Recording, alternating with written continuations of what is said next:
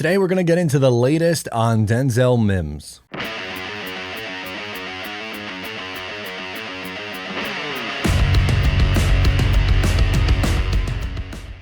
Hey, what's going on? Matt O'Leary back with another video. Today I'm talking about the latest with Denzel Mims. Before we get started today, I just want to mention where you can follow me on social media at Matt O'Leary NY. If you haven't already, please make sure to subscribe to the Just Jets podcast. New episodes drop every single Monday for now. One more Monday episode, and then they move to Wednesday. And then finally, this show is brought to you by BUSR. Sign up with my link, busr.com/Matt, and you can receive a 100% match deposit bonus of up to $1,000. On top of that, they will give you 25 casino chips. BUSR is the official sports book of Matt O'Leary NY, and that's where I will be placing my bets on the New York Jets. So tune in next week, where I will give a little bit more of a betting insight look into the Jets' first game against the Baltimore Ravens. But for now, sign up and get that wonderful promotion from BUSR. Okay, so what's the latest on Denzel Mims? Well, obviously he is still here, even though he requested a trade. So what does that mean? A couple of things. One, reportedly, I believe it was Connor Hughes who said that the Jets were looking to get a fourth-round pick. So they wouldn't accept anything less than a fourth-round pick for Denzel Mims, which seems probably a little bit on the optimistic side based on what you saw guys like Jalen Reagor go for recently in a trade. A fourth seems pretty optimistic, but David Wyatt Hupton, who is of the Jet Way, by the way, if you're not subscribed up to that, you should.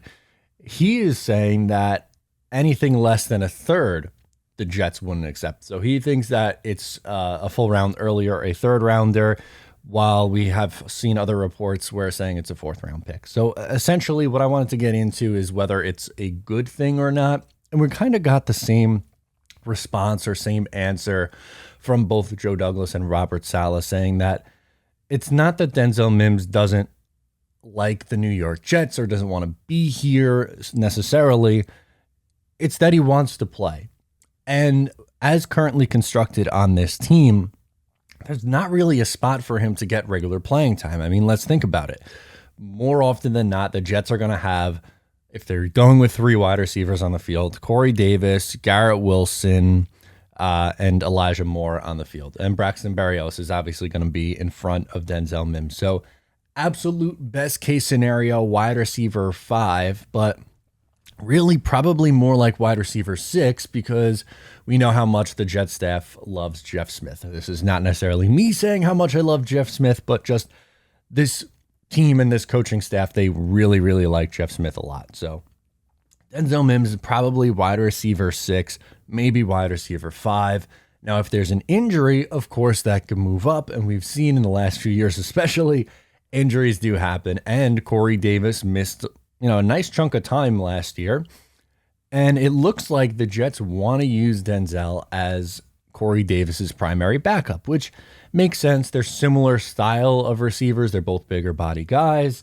They're both a little more on the contested catch side, where some of the other ones on the Jets team, like Elijah Moore and Garrett Wilson, a little bit smaller, more speed, more refined route running, not as much contested catch.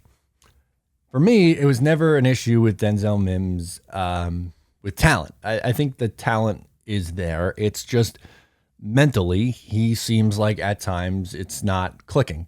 I don't know what the cause of that could be, but it's whether it's you look at like penalties or drops, to me, that's a lack of focus than a lack of talent. I've said I can't even count how many times on this channel. It's very difficult to teach 6'3" and 4'3" speed. So the Jets don't want to just give up on him, which I get, but they also aren't at a point where they trust him, because the last 2 years they drafted Elijah Moore in the second round and then Garrett Wilson with the 10th overall pick. I still think that best case scenario for Denzel Mims working out on the Jets would be he's Corey Davis's primary backup, as we said this year. And then next year, Corey Davis doesn't have any more guaranteed money on his contract. You can move on from there, save, I believe it's like $13 million against the cap.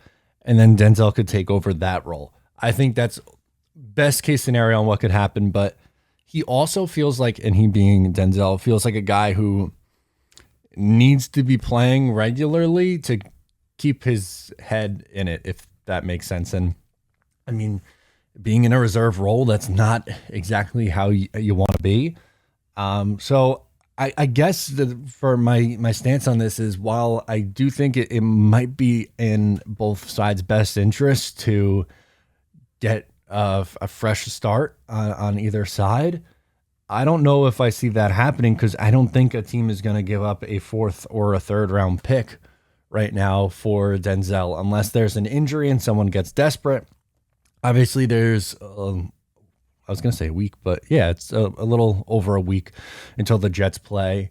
So maybe he is traded in the next week, but it feels like right now that he's going to be around here, and he's going to be inactive. He expects to be inactive for week 1. I don't think he would be on the field in week 1. So it's kind of just taking up a spot here, which is obviously not great. So yeah, we'll see what happens with Denzel, but that's definitely a storyline that you want to keep an eye on going forward. As the season continues to ramp up. So just wanted to touch on the latest rumor with supposedly the Jets not wanting to give him up for anything less than a 4th. And then you have David Wyatt-Hupton saying anything less than a 3rd. So obviously the Jets still, value him. And unless they get blown away, they aren't going to move him. So just wanted to get my take out there on that. You let me know what you think of this down in the comments below. Please make sure to subscribe, give a video a thumbs up if you enjoyed it, share it with a friend. Appreciate all the love and support. I'm Matt O'Leary, and I'll catch you next time.